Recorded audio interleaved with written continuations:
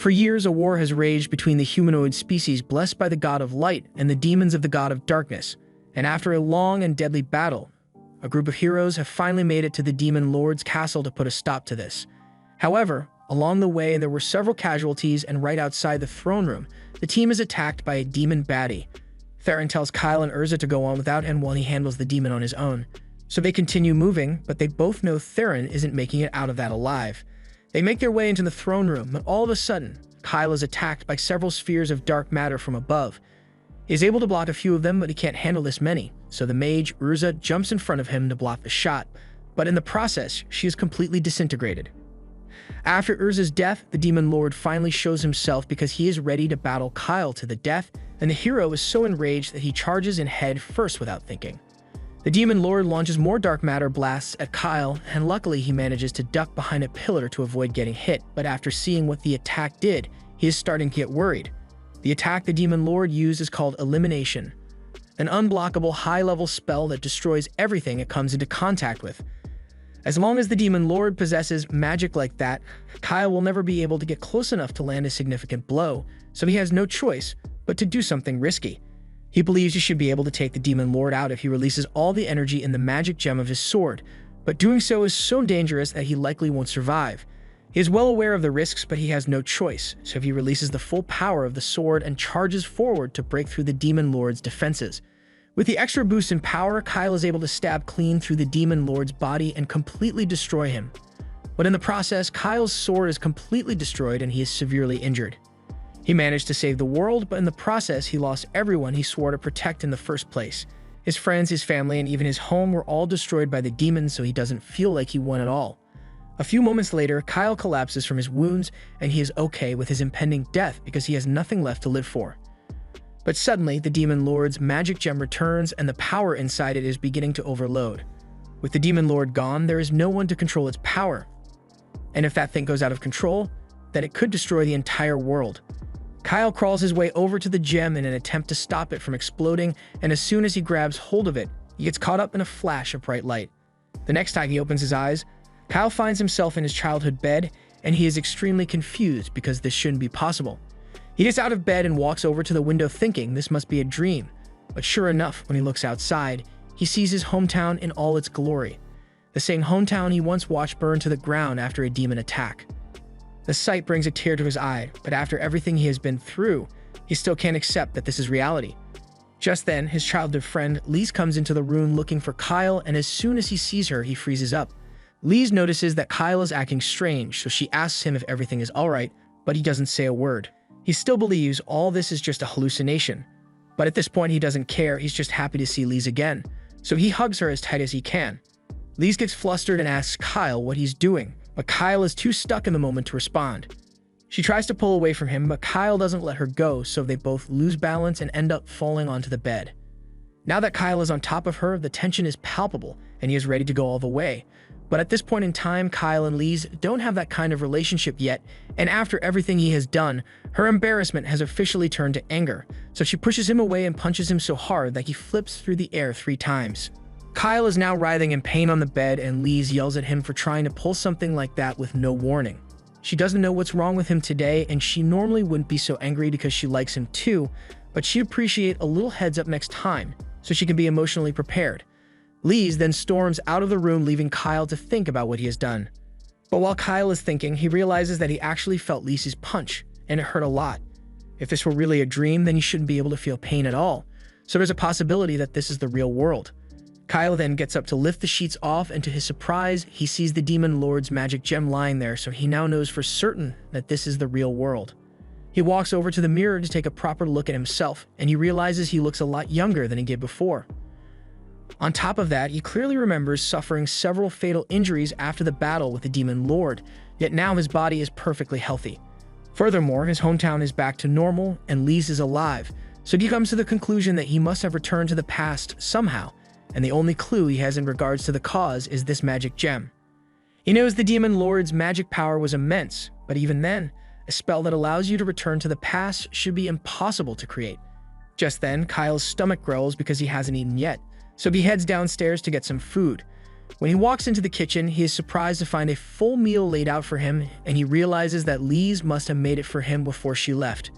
He remembers how Lise would often come over to cook for him since he and his mom never had the time, and he is very grateful for her help. He sits down and pulls out a bowl to taste the food, and he absolutely loves it. It has been years since he has gotten to eat proper food since on the battlefield. He had to survive off calorie rations in the middle of nowhere. A few minutes later, Theron comes downstairs because he's hungry too, but once he sees all the empty plates in front of Kyle, he realizes he was too late. Kyle even finished the entire pot of stew too, and while Theron is complaining about all the food being gone, Kyle thinks about how absurd this whole thing is. Up until a moment ago, the two of them were fighting alongside one another against the Demon Lord, but he ended up sacrificing himself so Kyle could finish their mission. Theron notices Kyle staring at him, so he turns around and asks him if something is wrong. Kyle snaps out of it and says he's alright, but he still doesn't know how far into the past this is, so he asks Theron what year this is. Theron is a little confused since that's an odd question to ask, but he tells Kyle that today is the 24th of May in the year 2823. Kyle can't believe what he just heard, so he asks Theron if he's sure that's today's date, and Theron tells him he is serious. Today happens to be Kyle's birthday, so Theron says he will forgive him for finishing all the food, but he is still starving, so he plans to go get something to eat from Lise. Although, he's probably going to have to get down on his knees and beg before she'll agree to feed him. Something like this is pretty normal for Theron since there's no such thing as pride when it comes to food for him. But while he's doing that, Kyle stays in the kitchen because he has to put some serious thought into his next move. If he really has returned to the past, then he's going to need to talk to his mom about this. He heads out to the shed and goes down into the library to find his mom, and when he finally spots her, he's happy to see her again, but he can't get the image of her brutal death in the future out of his mind.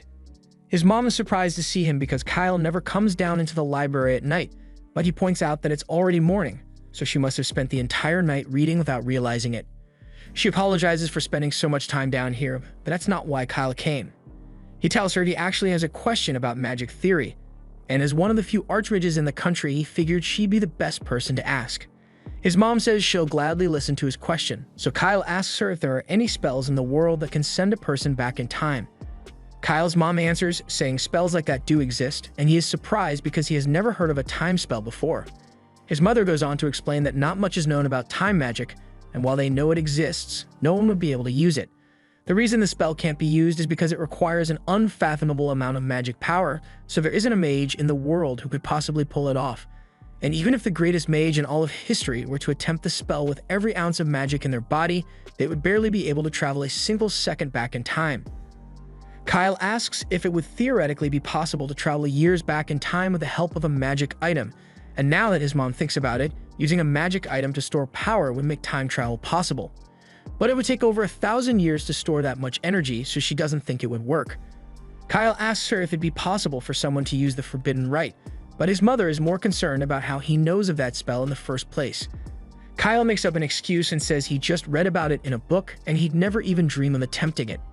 His mom is relieved to hear that, but the reason she was so worried is because the Forbidden Rite is a spell that allows one to sacrifice life force in exchange for magical power, so it's very dangerous. But even if someone were crazy enough to use it, she still doesn't think it would be possible to use time travel magic effectively. You would need to sacrifice the lives of half of all the humanoids on the continent to pull something like that off, and as far as she knows, there's no one capable of such an atrocity. Besides, there's no catalyst in existence that's capable of storing that much magic power in the first place. But if an artifact like that does exist, then it'd probably be recorded in this book. Kyle's mom flips through the pages of the book, and once she finds what she's looking for, she shows it to Kyle. It's a section about the legendary divine dragon's heart.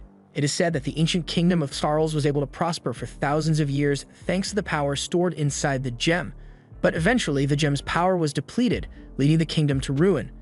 Kyle's mom believes an artifact as powerful as the dragon heart would be able to store enough power to make time travel possible, but it's been missing for over 1,000 years, so it's possible that it has fallen into the hands of the demons by now. Kyle is starting to piece together what happened, as it's evident that the gem he got from the demon lord must have been the dragon's heart. Kyle's mom thinks it's nice that the two of them are spending time together again because she was worried he has been avoiding her. Kyle apologizes and says he wasn't doing it on purpose, but his mom isn't really mad about it. She's just happy that he came to see her today, and for some reason, she gets the feeling that Kyle is acting a little more mature than usual.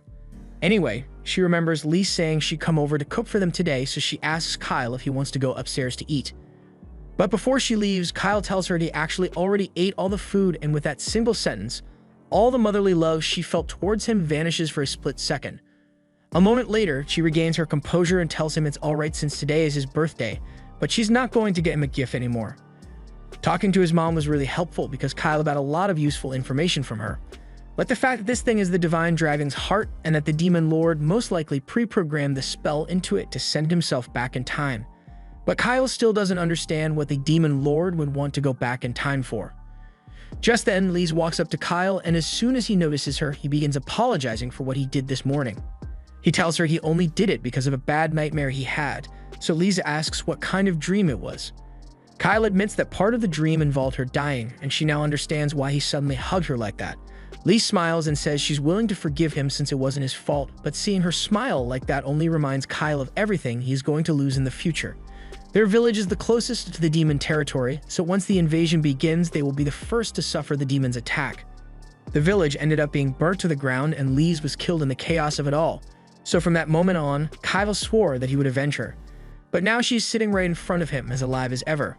Lise asks Kyle if something is wrong since he suddenly got all quiet, but he is deep in thought because if he doesn't do something soon, then 3 years from now he is going to lose everyone he loves again. He refuses to let things end the same way, so no matter what it takes, he swears to himself that he will change the future and save everyone from their cruel fate. Kyle needs to be ready for the day of the Great Cataclysm 3 years from now, so the next day he begins his training and creates a mental image of the Demon Lord to fight against. He charges forward at the mental image, but after countering a few attacks, he realizes his body is weak as hell compared to how it was before. Although it's kind of expected since by this point in time, Kyle had been living like a certified bum for years, so his compatibility absolutely sucks.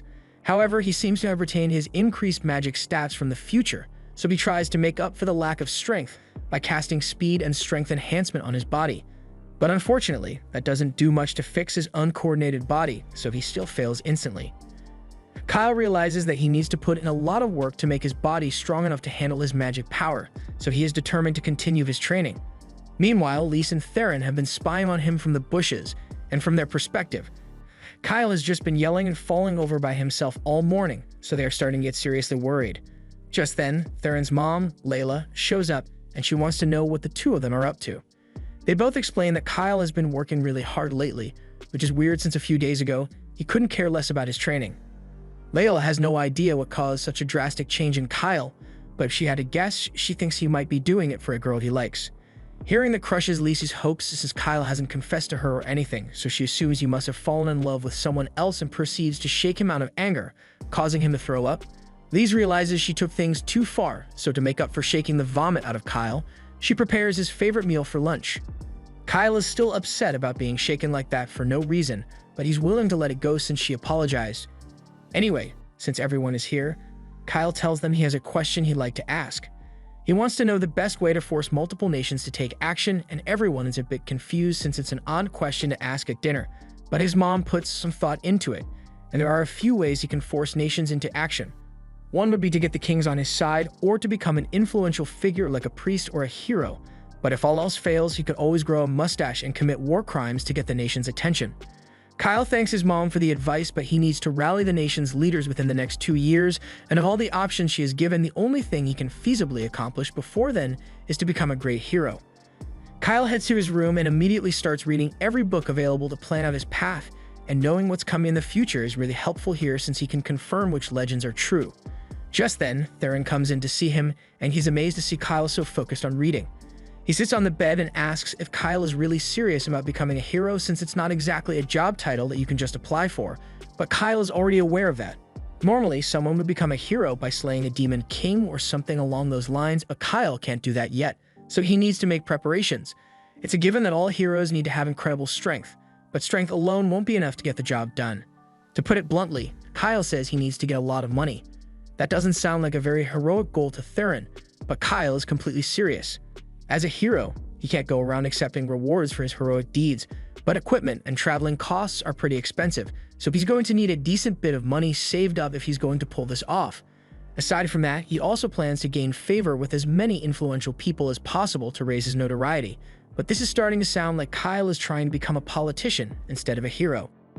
Aside from money and connections, Kyle also says he's going to need a lot of luck, because heroes need to show up at the right place and time when things go wrong. Theron is starting to get worried that Kyle might really be taking the mustache route, but Kyle assures him that he doesn't plan to create any problems just so he can save the day. But he won't deny that he plans to use underhanded tactics to achieve his goals. Theron really doesn't think a hero should be saying stuff like that, but while they're both here anyway, he asks Kyle why he wants to become a hero. He can tell that being a hero is more like a stepping stone towards an end goal for Kyle, so he wants to know what that end goal is. Kyle admits that he does have his reasons for wanting to be a hero, but he can't share that information right now, so Theron is just going to have to trust him on this. The next morning, Kyle talks to Layla and informs her that he will be going out on an adventure soon, and Layla thinks it's a good idea since it's important to go out and learn about the world. She asks Kyle if he has told his mom yet, and Kyle has already talked to her about it this morning, although he hasn't gotten a chance to talk to Lise yet.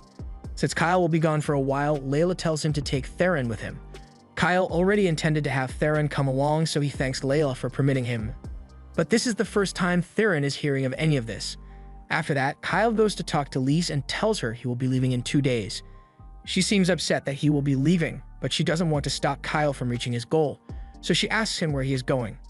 Kyle tells her that his first stop will be the royal capital, Malad, and once he gets what he needs from there, the real work begins. Lise suddenly says she has a favor to ask, but Kyle already knows what she's going to say, so he tells her he can't let her come with him.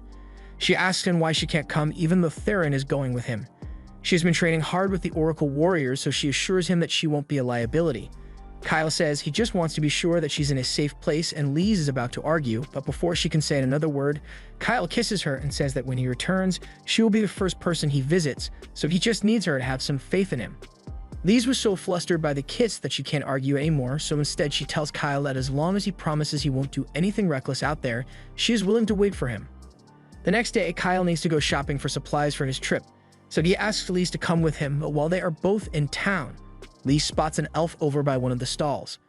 Lise is intrigued because it's unusual to see an elf in this part of the country, but Kyle is even more intrigued because this isn't just any elf, it's Urza. Kyle recalls all the time he spent with Urza in the future and how she loved him so much that she told him her true name, which is a really big deal among elves. He is so stunned by the sight of her that he accidentally blurts out her name, Exis, but he probably shouldn't have done that since in this time, Urza has no idea who he is, so the fact that a random human knows her true name puts her on edge, and she's about to draw her sword on Kyle. Kyle doesn't want Urza to make a scene, so he grabs her arm and tries to get her to calm down, but nothing is working, so he's forced to use her true name to put her to sleep. Urza then falls into Kyle's arms, and that takes care of one problem, but now Kyle has to deal with Lise, who saw the whole thing. Kyle says he has a perfectly good explanation for this, but I mean, from Lise's perspective, he just walked up to a pretty elf girl, put her asleep in the middle of the street, and is now probably going to kidnap her, so he can't really talk his way out of this. After taking Urza back to his house, he tries convincing her that she imagined him saying her true name, but she isn't dumb enough to fall for that. She knows she heard him say it, but the only people who are supposed to know her true name are her parents, so she demands to know where Kyle learned it. Kyle can't exactly explain that 4 years from now, he and Urza become lovers, and she eventually tells him her true name, and even if he did, there's no way she would believe him. Urza threatens to kill Kyle to make sure he doesn't tell anyone her true name, but Kyle asks her to please wait because he will explain everything to her eventually. Urza can't believe Kyle is asking her to trust him with something as important as her true name, so Kyle offers an alternative. He says he is willing to perform an application of the contract with Urza to prevent him from using her true name for evil. Contracts like these are usually formed between humans and spirits, but in special cases, they can be used to bind two people together. The terms of this contract will be that Kyle isn't allowed to reveal Urza's true name to anyone or use it for evil purposes, and if he breaks the terms at any point, then he will immediately die a painful death. Urza is surprised that Kyle is willing to stake his life on this, so she decides to trust him for now, but she currently isn't able to form the contract since she would need a full moon for that, and the next full moon is in 3 weeks, so she says she'll have to stay in town to keep an eye on Kyle until then. However, Kyle tells her that he's actually leaving town tomorrow, so Urza is forced to join him on his journey since she can't risk letting him out of her sight. The next day, everyone has packed their stuff, and they are about to set out, so Kyle says goodbye to his mom. Lise is also going to be joining Kyle now because she doesn't trust him enough to let him travel alone with Urza after how weird he started acting when he first saw her. The group eventually begins their journey, and Theron almost immediately starts flirting with Urza since he wasn't expecting such a pretty girl to randomly join their party. However, Urza insists that she isn't a part of their party, she's just coming along because she has to stay near Kyle until they've formed their contract. But no one was actually listening to her. Anyway, with Urza and their party, Kyle says they don't need to head to the royal capital right away anymore. Instead, they are headed for the Sumgard Mountains to find the Magic Queen's labyrinth. Theron doesn't think it's worth going since they've all heard the legends and that labyrinth is so large that they'll never be able to find the treasure in there. Kyle assures them that they don't have to worry about that because he has prepared a detailed map to lead them through the labyrinth. Kyle made the map using the memories of his adventure through the labyrinth in the future. But since the labyrinth is still uncharted territory at this point in time, the others find it hard to believe that Kyle managed to get his hands on a genuine map, so they think he got scammed. Urza feels kind of bad for Kyle, so she makes up something about the paper being 1,000 years old magic tree paper to make it sound more genuine. Kyle most definitely got that paper from some random book in the library, so he knows Urza is just BSing, but the others don't know that, and they trust Urza's word a lot more than Kyle's, so they immediately believe that the map is real. But even with the map, the labyrinth is still so big that it will take them ages to get to the treasure. However, Kyle has already thought of a solution for that as well, so he tells everyone they are going to dig a tunnel. They begin preparations on the tunnel right away, and with this, they should be able to avoid all the deadly saw traps laid out across the labyrinth. They've even got Urza helping out with an earth spirit to reinforce the tunnel, so it doesn't collapse, and she seems really motivated for some reason, so she urges Kyle and Theron to work even harder. After a long day of digging, everyone heads back to camp where Lise has prepared a delicious meal for them. Everyone loves the food, so Lise tells them they can have as much as they like. After all, she had a lot of ingredients to work with. Urza asks Lise if she was the one who caught the bear because she didn't think Lise was proficient with weapons. But Lise never said she used a weapon, she just beat the bear to death with her bare hands, something that's completely normal for her. After dinner, Urza uses some of her spirit magic to create an artificial hot spring in the middle of the mountain, so she and Lise take a soak in it, and while they're in there, Kyle has to do everything within his power to stop Theron's degenerate butt from jumping over the wall to peep. The next day, everyone gets back to working on the tunnel, but while the others are on their break, Urza approaches Kyle and demands to know why he wants to become a hero so badly. She knows the others haven't been prying for answers from him because they trust his judgment, but Urza doesn't trust him at all. She wants to know what's driving him to work so hard because no ordinary person would go so far just to become a hero. This entire time while working on the tunnel, Kyle has been wearing rings that make his body 9 times as heavy as usual, yet he hasn't once stopped or complained. She asks if his reasons for doing all this have anything to do with how he knows her true name, but before Urza could get a response, Kyle's shovel strikes the wall of the treasure vault, so he cuts Urza off and asks her to go get the others. Once everyone has arrived, Kyle kicks down the wall and they are greeted by a massive pile of treasure. Theron is overjoyed because with this amount of money, he's never going to have to work again. But while he is busy swimming through the gold coins, Kyle sneaks off on his own because there's a secret treasure hidden in this labyrinth that he needs to find. He makes his way over to one of the back rooms, and there he finds the legendary sword that accompanied him in so many battles in the future, and as he approaches the blade, the sword's avatar appears.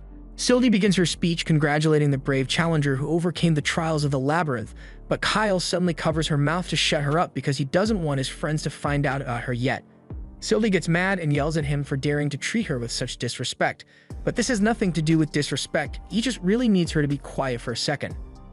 Once Sylvie has calmed down, Kyle tells her he knows that she is a copy of the Queen of Sildoniaxarles, and he didn't actually go through all the traps she set in the labyrinth, he just dug a shortcut to get in quickly. Sylvie can't believe Kyle was able to cheat her labyrinth so easily, and Kyle would love to explain how he knew how to get here, but it would be quicker to just go through the final trial so she can see for herself. The final trial in question involves Kyle pulling out the sword so Sylvie can read his memories, and when she does, she gets a full recap of all the tragedies that are going to happen in the future, all the way up to the point where Kyle touches the dragon's heart and is transported back in time. She has a hard time believing that what she just saw was true because she had no idea time magic could be used on such a scale. But if all that was in Kyle's memories, then it has to be true. Just then, the others realize Kyle is missing, so they go looking for him, but Kyle hasn't informed them about any of this stuff yet, so he asks Sylvie to just play along and act like. He grabs the sword, and as his friends approach, he excitedly yells that he found an intelligent sword. A little while later, Sylvie has been introduced to everyone, and she's currently enjoying herself with some of Lisa's cookies, as it's been centuries since she got to eat any actual food. Lisa asks Sylvie if she's really the Magic Queen, but to be more exact, Sylvie is only part of the Magic Queen. She's a magic life form created to evaluate the people who would eventually find this treasure vault, and if she had deemed them unworthy, then she would have had to blow up this entire place. But she thinks Kyle is interesting, so he has her approval for now. She also tells them to bring that bag along since it is connected directly to the treasure vault. Since Kyle has gotten the treasure he needed, he and the others head over to the royal capital. And while they are there, Sylvie keeps trying to run off to go try out all the food stalls, but Theron doesn't want her getting lost. The reason they came here is that they need to get some new equipment, and Kyle knows the perfect place for it. He leads everyone to a weapons store in the middle of town, and this place is pretty exclusive, so when they walk in, the receptionist asks them if they have a recommendation letter or something because kids like them could never afford to buy this stuff here. Kyle recalls that this store requires a membership fee to get service, but with how much treasure they have now, the membership fee isn't something he needs to worry about. He hands the receptionist some gold coins from the treasure vault, and the receptionist can hardly believe what Kyle just gave him, but he did pay the fee, so he tells Kyle and the others they can head in now. Once they are inside, they are introduced to the owner of the shop, Fezba, and he offers to help them pick out the gear they need. Sylvie notices a few swords on the wall, and she recognizes them as some of Melanis's work. Fezba is surprised that she can tell that from just a glance, but she's right. These swords were made by the great craftsman, Melanis, from ancient times. However, Sylvie has actually met Melanis before, and his work wasn't the best, but he threw a tantrum every time she criticized him. Fezba is confused by what Sylvie just said, but before she can say anything else, Kyle steps in and drags her away because they can't let anyone find out that she's the Queen of Magic. Anyway, Fezba begins showing everyone around the shop, and for Kyle, he suggests this set of dragon-scale armor, handcrafted by dozens of underpaid workers and loaded to the gills with resistance magic. Kyle really likes the practicality of the armor, so he decides to buy it, and Fezba is shocked that he made the decision so quickly because this thing is really expensive. Kyle asks Theron if he'd like to get a set of dragon armor as well, but Theron doesn't want to wear a matching suit with Kyle, so he says he will get something else. Kyle is fine with that, and since everyone is here already, Kyle tells them they can grab anything they think they'll need. The others grab things like spirit bracelets, gauntlets for Lys, and arm gear for Theron to boost his power, but it does absolutely nothing for his charisma. Now that they've gotten all the equipment they'll need, Kyle asks Fezba if he has any magic stones in stock, so Fezba shows him one of his most popular items. It's a magic stone enchanted with explosion magic, so it is very useful in offensive combat. Explosion stones are great, but Kyle is actually hoping for something that would be effective against reptile-type monsters, so Fezba shows him a magic stone enchanted with a cold spell. Lizards are weak to the cold, so this should be fairly effective against them. However, it is difficult to enchant a magic stone with a cold spell, so these are rather expensive. Kyle doesn't even bother asking what the price is, he just says he wants to buy every single cold stone that Fezba has in stock. He also wants all of Fezba's healing potions as well, and Fezba is speechless because buying all those potions would cost an astronomical amount of money. Kyle agrees that it's a bit impractical because it would take ages to carry all the coins here. So instead, he just plops a bag of gems worth 10 million coins on the table and says they'll call it even. After that, Kyle and the others leave the store, but Theron is a little worried that rumors about them being rich might start spreading, and they wouldn't want the IRS knocking at their door. Kyle tells him he doesn't have to worry about that because they are leaving the capital tomorrow, but the others are surprised as they didn't know their stay here would be so short. This is the first time Lys or Theron have ever been to the capital, and they want to make the most of it, so Theron runs off to go live his big city dreams, and Urza tells Lys that she'll show her around town. Sylvie also tries to run off to try some more snacks, but Kyle stops her because there's something the two of them need to discuss while the others are gone. Kyle takes Sylvie back to the inn, and once they are inside, he asks her if she thinks the future can really be changed, but Sylvie thinks his question is dumb because the future was never set in stone to begin with. The way she sees it, the spell that brought Kyle back in time probably plucked his soul out of his current timeline and placed him at an earlier point in a different timeline, which is why the dragon heart that he used as a catalyst is in his possession, even though the dragon heart of this timeline is still out there somewhere. Kyle's very presence in this timeline is bound to cause changes, but at this rate, the Great Invasion is still bound to happen at some point, so they'll need to do something about that. Knowing that his actions can change the course of fate is good enough for Kyle, so he's willing to do whatever it takes to save the world, but there is still one thing he is curious about. There are currently 2 dragon hearts in this world because of the time travel, but if that's how it works, then Kyle wonders why there's only one of him here. Sylvie has a theory about this as well, so she tells Kyle about one of the most forbidden forms of magic out there, soul fusion. In this world, a person's max magic power is determined at birth, and no amount of training can change that, but back in the prime of Syldonia, they discover that the magic power of a person could be increased by fusing 2 souls together. Naturally, they performed experiments on infants with artificial souls, but it ended in a catastrophic failure, so soul fusion was categorized as forbidden magic. Regarding what happened to Kyle, Sylvie believes that the souls of the Kyle from the future and the Kyle from the past were fused together, and thankfully, since they were the exact same, it seems to have happened without any major complications. As a result, his magic power was practically doubled, so Kyle should be way stronger than he was in the previous timeline. He may even be able to use the highest form of magic, but whether he can master is another story entirely. This is an unprecedented case, so Sylvie has no idea what implications or side effects it may have on Kyle. With that said, she tells him she'll give him advice if anything comes up, so he had better tell her as soon as he feels anything off. Later that night, Lise and Urza return from their sightseeing, and Lise is ready to go to sleep, but Urza says she'll stay up for a little longer since she enjoys the sight of the full moon since it only happens once a month. Hang on, the only reason she's here is because she had to stay near Kyle until the full moon so she could perform the contract, but she completely forgot, and the night is almost over so she has to find Kyle quickly. Kyle was out in the forest training with Sylvie when Urza suddenly comes running up to him. She reminds him that tonight is a full moon, so they need to do the contract ritual now. Kyle had completely forgotten about that, and he's still willing to go through with the contract, but he has been training for hours already, and he was just about to go to sleep, so he asks her if they can just do it next month instead. Urza refuses because she can't just leave things as they are, so Kyle eventually agrees and Urza begins drawing the contract circle.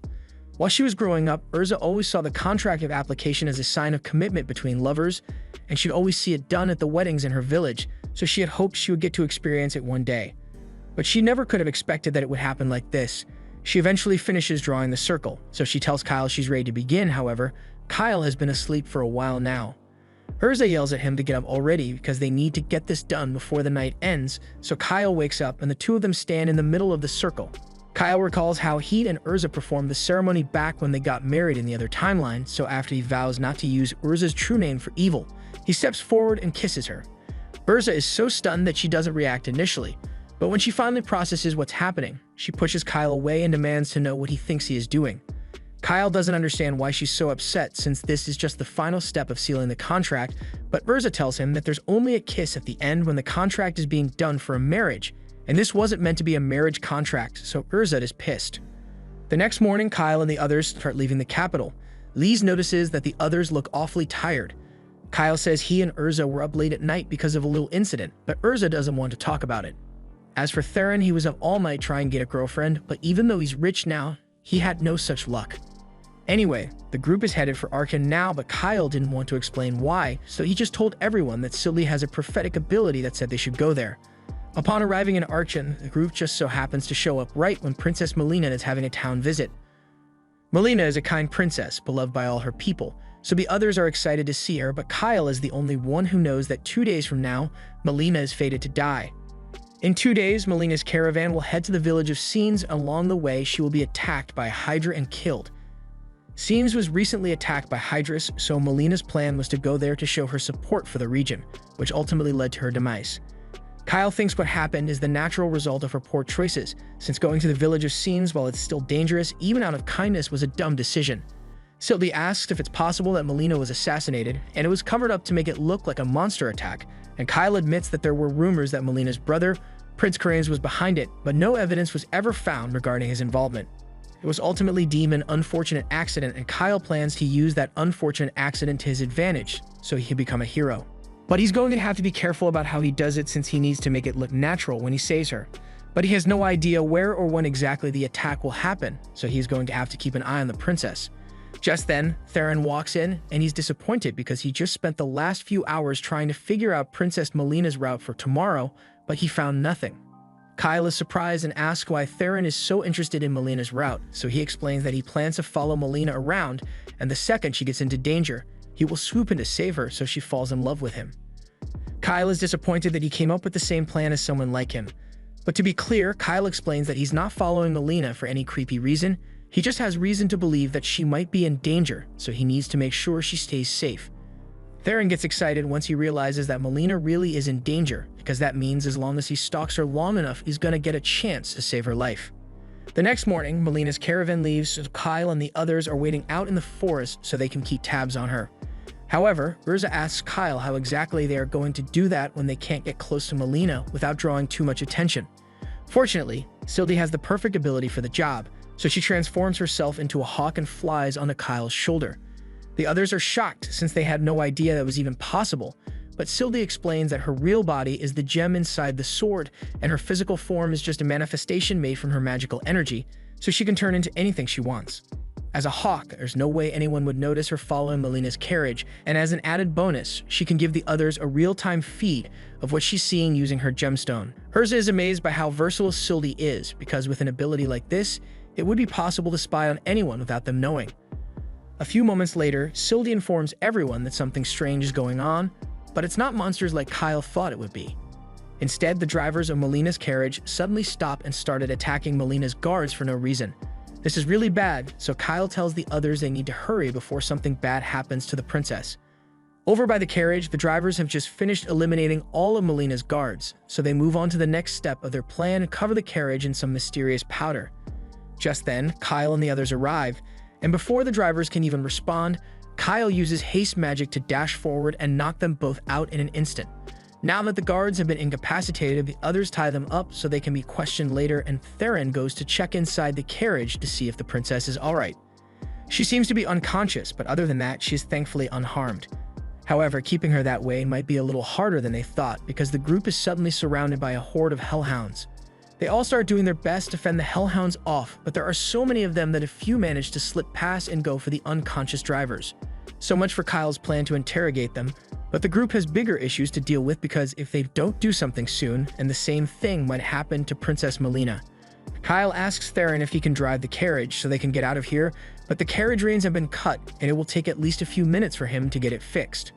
On a side note, those are some of the nonchalant horses I've ever seen. Soon after, Kyle hears loud footsteps heading in this direction, and if it's what he thinks it is, then this is really bad. He tells Theron to stay near the princess and protect her no matter what, while the others should keep fending off the wolves. As for him, he says he's going out to handle what's coming on his own. Lee's objects and tells Kyle it's too risky, but he says he's the only one who stands a chance of beating it, and he promises not to do anything too risky. Lise and Urza have no choice but to trust Kyle, so they go back to fighting the hellhounds while he makes his way deeper into the forest. As Kyle is running, Sylvie asks him if he really thinks he will be able to defeat a Hydra on his own, and he is fairly confident that he can do this.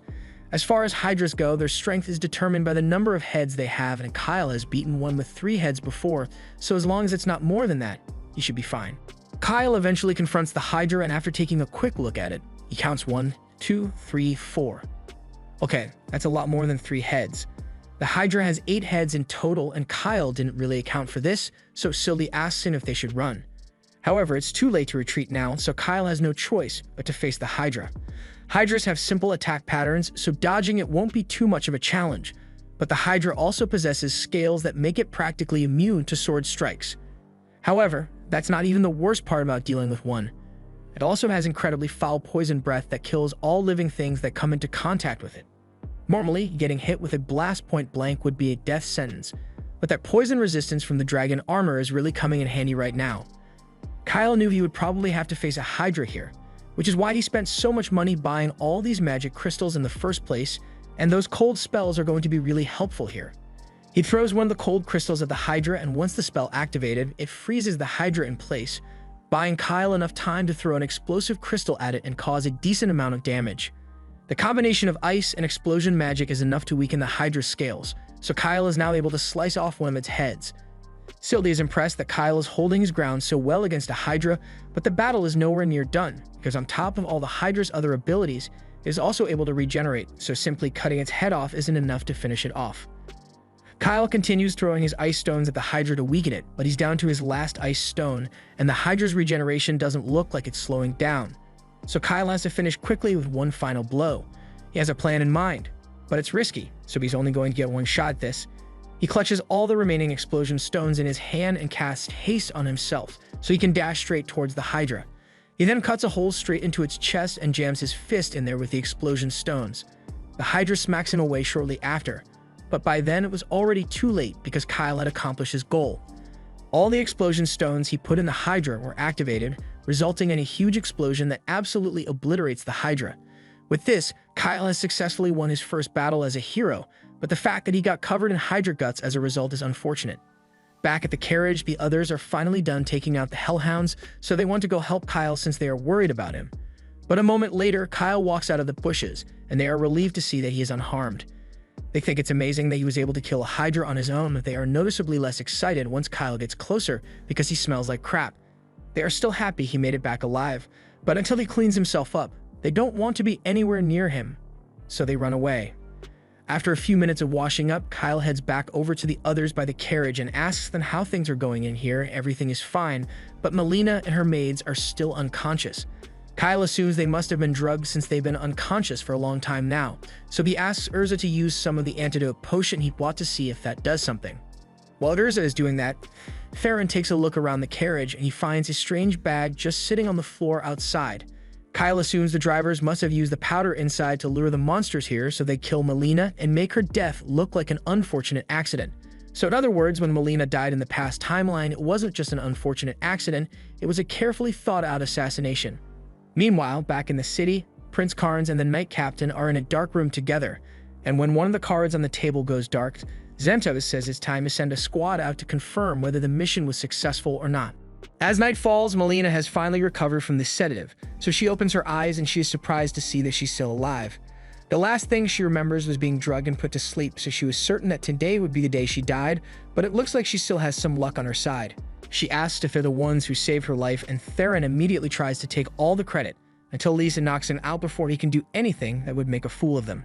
Kyle bows in front of Melina and explains that he and his friends happened to be nearby when they saw Melina's guards being attacked by the drivers, so they intervened and saved her life. A moment later, Melina's maids wake up and Arca sees her talking to Kyle, so her first instinct is to get in front of Melina and protect her.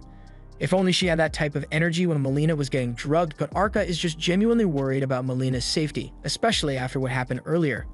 Melina tells her there's no need to worry because Kyle doesn't seem like a bad person, and even though she doesn't know much about him, she does know that she wouldn't be alive right now without his help, so she sincerely thanks him. She gets up because she wants to see the situation outside, and Kyle warns her that it's not a pretty sight, but she needs to see the current state of things with her own eyes. After examining the drivers, she asks Kyle if any of her guards managed to survive, but unfortunately, all of them had been killed by the time Kyle and the others got here, so Melina and her maids are the only survivors. Just then, Sylvie informs Kyle that a group of soldiers from Arkan is heading this way, so Kyle relays the information to Melina. But as soon as she hears that the King's Guard is on its way, she becomes panicked and tells Kyle that they need to get out of here immediately.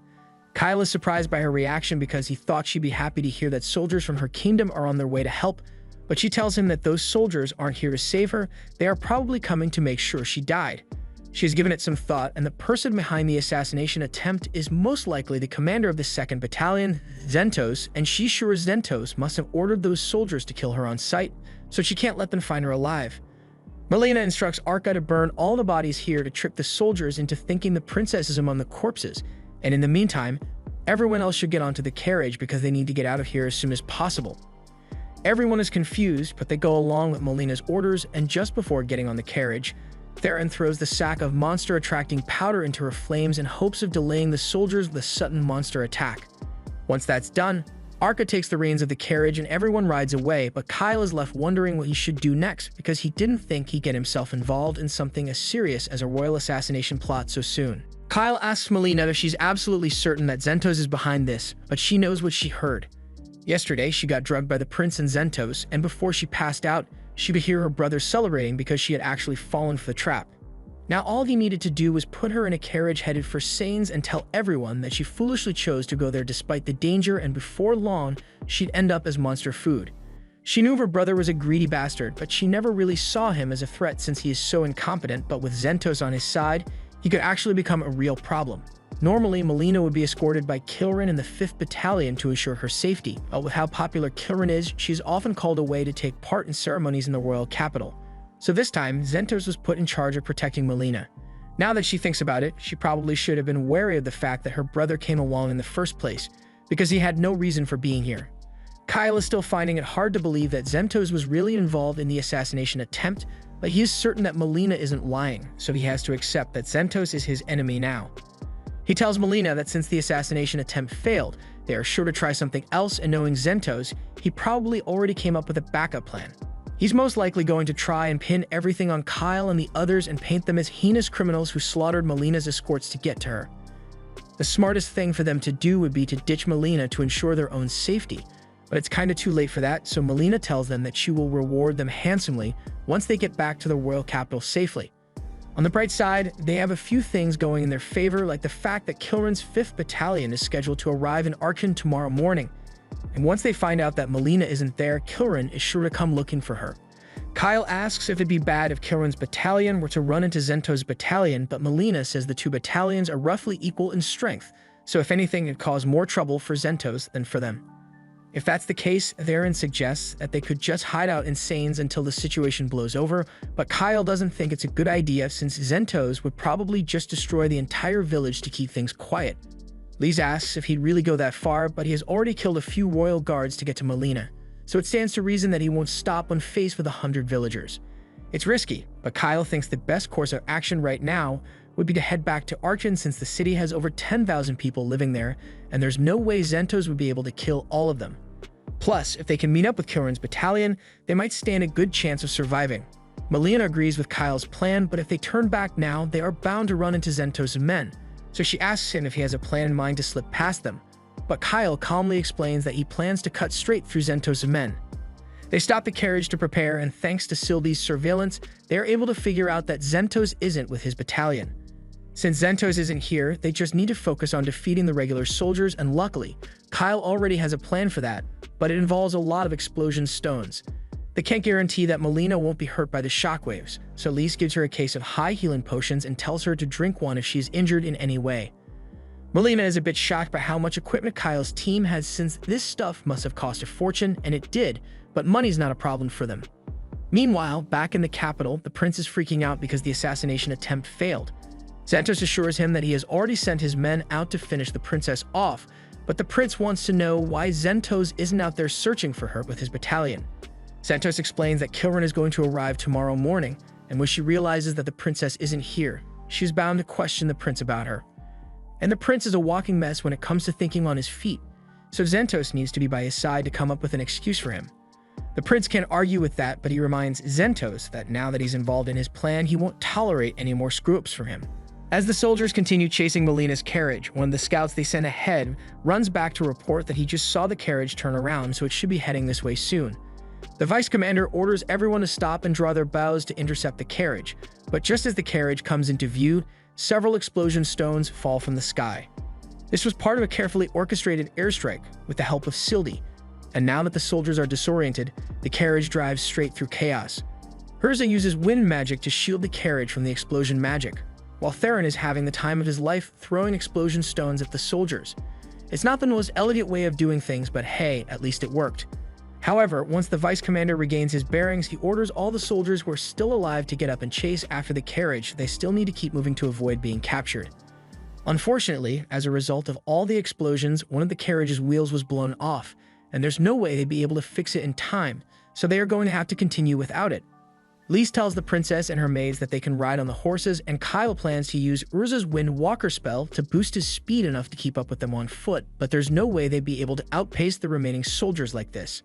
He says someone is going to have to stay behind and act as a decoy, and that someone is Theron. Theron has been busy trying to see if he could fix the carriage, but then Kyle tells him that it's his job to slow down the royal guards, and before Theron even gets a chance to complain, Kyle and the others have already started leaving. Soon after, the soldiers catch up to Theron, and to their surprise, they see him waving a white flag and yelling that he doesn't want to fight. The soldiers are curious, so they stop to see what Theron is up to, but it really looks like he just plans to surrender because he bows down and starts begging for forgiveness. He tells them that this whole thing was Kyle's idea, but he ditched him here, so if they let him go, he promises not to cause them any more trouble. He even offers them a huge bag of gold in exchange for his life, but as soon as the vice captain realizes that the princess isn't here anymore, he tells his men to just kill Theron so they can continue moving. Back on Kyle's end, Urza asks him if it was really alright for them to leave Theron behind because those soldiers definitely aren't going to spare him. Kyle admits that he would have preferred doing things differently so no one would have had to die, but this was the only way. Urza can't believe Kyle was really willing to sacrifice his best friend for the sake of the mission, but that's not actually what he meant. Urza would know this since it hasn't been long since she met Theron, but he is actually way stronger than Kyle or Elise. Meanwhile, Theron has just beheaded the battalion's vice commander, and his whole pathetic surrender was just a ploy to get them to lower their guard. Now that the soldiers are rattled, he takes off all of his gravity training weights and gets ready for a quick 1 versus 30. In less than a second, Theron dashes forward and effortlessly slices the heads off 3 of the soldiers. Afterwards, he runs back in to do the same to the rest of the soldiers.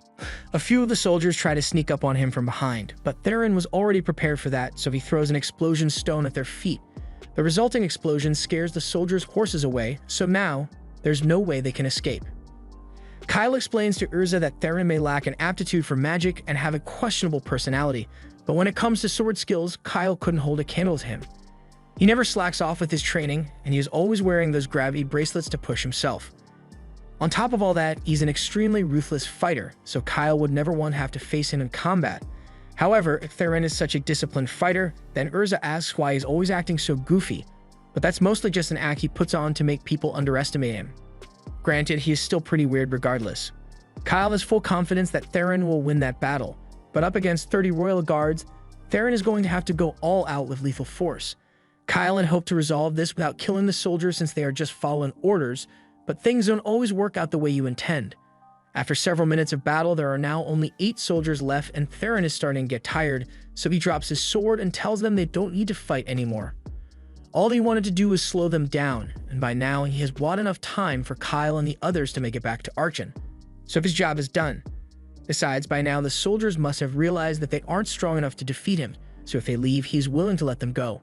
The soldiers think about it for a second, and they really aren't getting paid enough to do this, so they all pick up their injured comrades and start limping away to get help. However, Theron can't leave any loose ends behind, so even though he said he would let them flee, he throws another explosion stone at the soldiers and rushes in to finish off the survivors. That seemed unnecessarily brutal, but Kyle did mention that Theron is a ruthless fighter. Meanwhile, back in Archon, Zentos realizes that someone must be interfering with his plan because he hasn't gotten any updates from his men. He decides to go out to see what happened for himself, so he leaves a few soldiers in charge of the prince and rides into the forest. Sylvie spots Zentos heading straight for the group, so she warns Kyle that a powerful knight is approaching, but a moment later, Zentos notices Sylvie and blasts her out of the sky. Kyle immediately realizes it must be Zentos since no one else would have been able to notify Sylvie or shoot her down with such accuracy, so he tells Melina to go hide in the woods for the meantime. He also asks Urza and Theron to take Melina and run if anything seems strange, but Zentos is the greatest knight in Zergus, so Melina asks Kyle if she's sure he can beat him alone. Kyle admits that he would have preferred to avoid fighting Zentos altogether, but right now, he doesn't have a choice. Melina has been wondering about this for a while now, but Kyle keeps speaking about Zentos almost as if he knows him personally, so she asks him if there's something he's hiding from her. Kyle doesn't know what to say here, but luckily Melina backs off because she doesn't want to be rude to the man who is risking his life to save her. A little while later, Zentos is riding through the forest when he finds Kyle standing in the middle of the road. Zentos asks if Kyle is the one who has been helping Melina, and Kyle confirms it, but he asks why Zentos came alone when he could have easily brought the rest of his soldiers. So Zentos explains that he doesn't want to get any more of them killed when they aren't directly involved in this. Kyle knows this is going to sound strange coming from him, but he doesn't want to kill Zentos, so he asks him if he would be willing to surrender. Kyle could even get the princess to officially pardon him, but he wants to know why Zentos did all this since he is sure Zentos isn't the kind of person to be swayed by status or money. However, Zentos says there's no point in explaining things to someone like Kyle when he's about to die anyway, so it looks like Kyle really has no choice but to fight. Zentos and Kyle draw their swords, and after casting strength and haste on themselves, they charge at each other. Zentos uses his signature illusion magic to try to throw Kyle off, but he is able to dodge and counterattack regardless, forcing Zentos to pull back. Zentos is shocked since no one has ever managed to counter his illusion magic attack on the first try before, but Kyle knows all about it because in the previous timeline, Zentos was the one who taught him everything he knows about magic swordsmanship. They continue their clash, but there isn't much Kyle can do in this situation because at this point in time, Zentos is superior to him in every way. Zentos fires several bullets at him, and while he is busy deflecting those, Zentos tries to sneak attack Kyle, but Kyle reacts in time and leaps off the sword to save himself. He then throws an explosion stone at Zentos midair, but Zentos just knocks it back at him, so Kyle suffers severe explosion damage. While he is still recovering, Zentos tries to take advantage of the situation to finish him off, but once again, Kyle reacts in time and is able to parry Zentos' attack. However, when they clash blades this time, Zentos' sword begins to crack because Kyle's sword has greater durability. Xentos is forced to back off for now, so Kyle once again asks him if he is willing to surrender because he doesn't want to see Xentos die, but he has already made his decision, and nothing is going to change his mind now. Xentos realizes he doesn't have much time left, so he needs to make a move soon so he can finish Kyle off once and for all. They both charge at each other one last time, and in a fraction of a second, Xentos managed to parry Kyle's sword, leaving him wide open for a fatal blow. However, when Xentos brings his sword down on Kyle, it shatters into pieces because Kyle had hidden the dragon tear in his armor, and that thing is practically indestructible. Now, Kyle has the upper hand, but even with the shattered sword, Xentos refuses to give up, so he attempts to shank Kyle with what's left of his blade. However, Kyle has already regained his footing, so once Xentos gets close, he brings his sword down to finish this once and for all. Before the strike lands, Kyle has a flashback to the time he spent with Xentos in the previous timeline. After a long day of training, Xentos confided in Kyle that he had always served the royal family, and he was proud to fulfill that role. But at this point in time, the kingdom of Zergus had already fallen. Kyle honestly never had a good impression of the king of Zergus, and Xentos agrees that the king wasn't a suitable ruler, but nevertheless he swore his life in service of the kingdom. However, now that Zergus has been destroyed, Xentos was no longer bound by that oath, so he felt that he could finally be free. Back to the present, with tears in his eyes, Kyle slashes through Xentos' chest, causing him to fall to his knees in defeat. Xentos asks why Kyle didn't take his head off even though he had a clear shot at it, but Kyle couldn't bring himself to do that to an old friend. However, the chest slash is still very much lethal, so Xentos passes away shortly after.